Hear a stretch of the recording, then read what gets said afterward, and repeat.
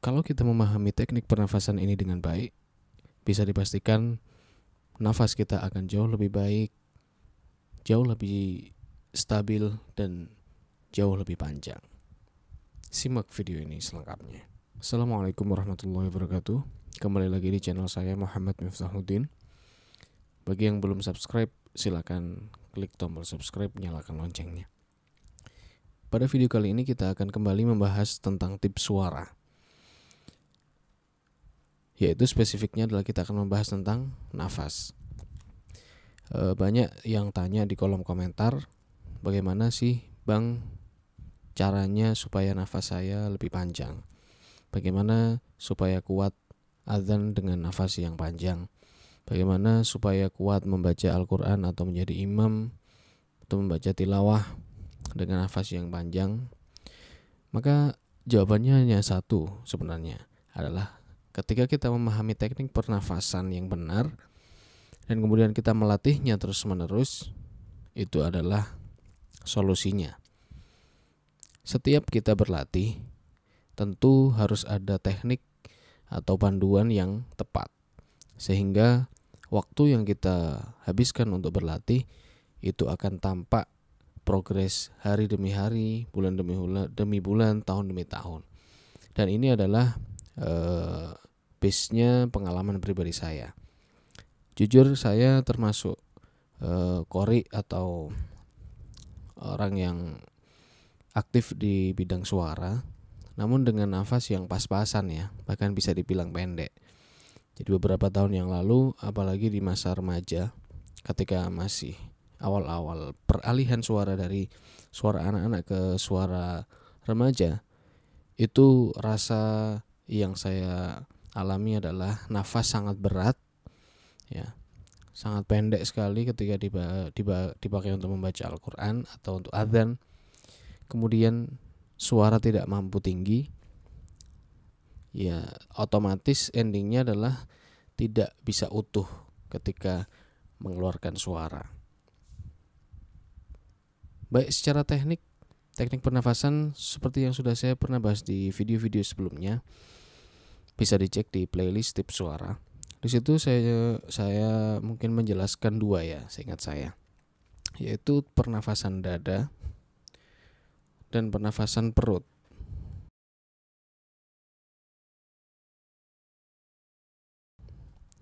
Jadi dua teknik ini adalah teknik yang berbeda. Satu, teknik pernafasan dada.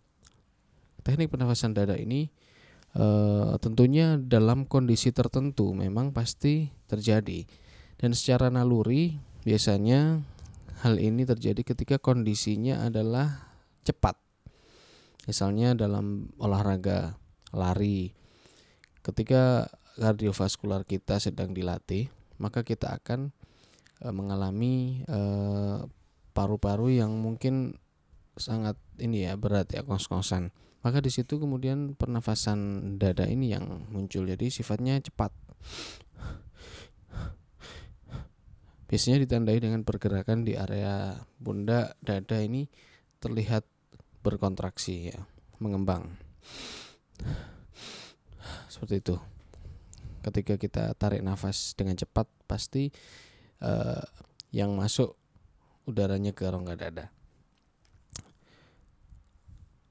Yang kedua, terkait dengan pernafasan dada ini tentunya tujuannya adalah untuk metabolisme tubuh kita sehingga tetap berjalan dengan baik. Contohnya seperti tadi, ketika kita olahraga, tentunya kan kondisinya cepat, maka kita tidak mungkin melakukan teknik pernafasan yang kedua, yaitu teknik pernafasan perut, karena kita tidak ada waktu untuk persiapan mengambilnya. Sehingga teknik pernafasan dada ini memiliki kekurangan, yaitu stabilnya ketika dikeluarkan. Karena keluarnya juga cepat, inhale-nya masuknya cepat, keluarnya juga cepat. Maka hal ini tidak cocok ketika kita praktekkan untuk teknik bernafas bagi orang yang ingin mengeluarkan suaranya dalam waktu yang cukup panjang, atau nafasnya panjang dalam istilah awamnya ya. Padahal sebenarnya adalah mengeluarkan nafasnya itu diatur sedemikian rupa sehingga cukup dan didukung dengan daya tahan paru-parunya dalam menahan nafas dan mengeluarkannya secara perlahan-lahan. Jadi kesimpulannya adalah pernafasan dada itu digunakan ketika kondisi cepat. Dibutuhkan cepat udara masuk, udara keluar, maka itu tidak cocok untuk orang yang ingin berteknik suara, teknik vokal untuk mengeluarkan suaranya dalam waktu yang panjang. Oke, selesai. Yang kedua, teknik pernafasan perut. Inilah yang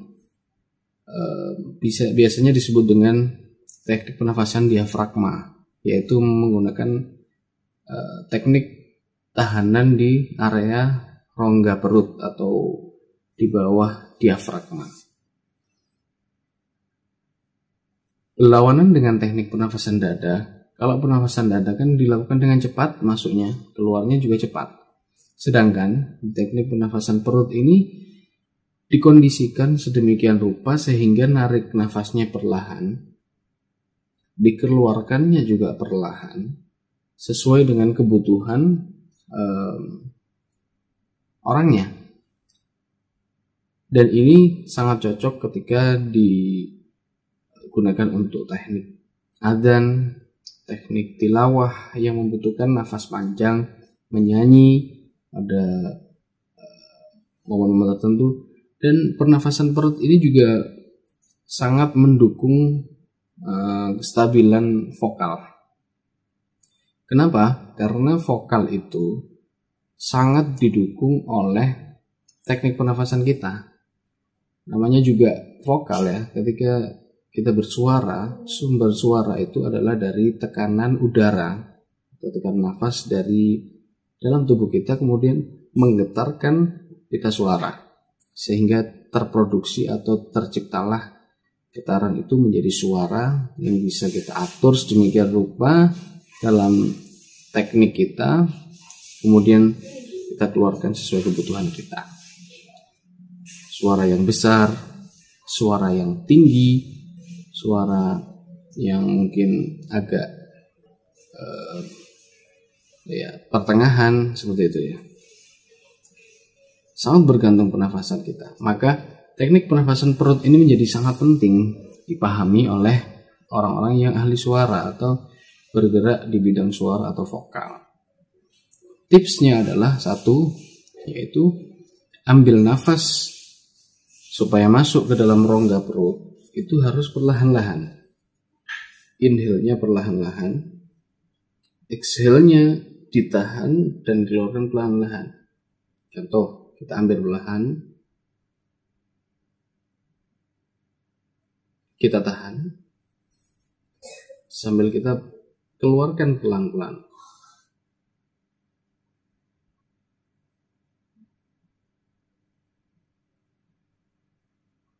Sesuai dengan cara kita melatihnya. Bisa dilatih dengan menghembuskan nafas perlahan-lahan. Bisa dengan bersuara.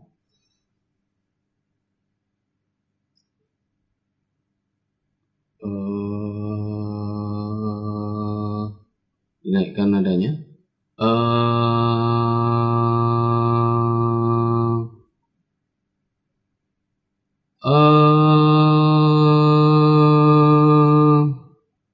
Seperti itu. Jadi ambilnya perlahan-lahan. Mengapa demikian? Karena kalau cepat pasti akan nyangkut atau masuknya ke teknik pernafasan dada. Tidak bisa turun ke rongga diafragma atau rongga perut. Maka bedanya bisa dilihat kalau pernafasan dada akan cepat dan itu masuk ke rongga dada. Secara refleks tubuh pasti seperti itu, secara naluri ya. Tapi kalau kita ambil nafas secara perlahan, maka rongga dada ini akan rileks, tidak terlalu banyak bergerakan dan otot-ototnya juga lebih rileks, lebih santai. Tapi mengisi rongga perut kita. Dan itu yang penting.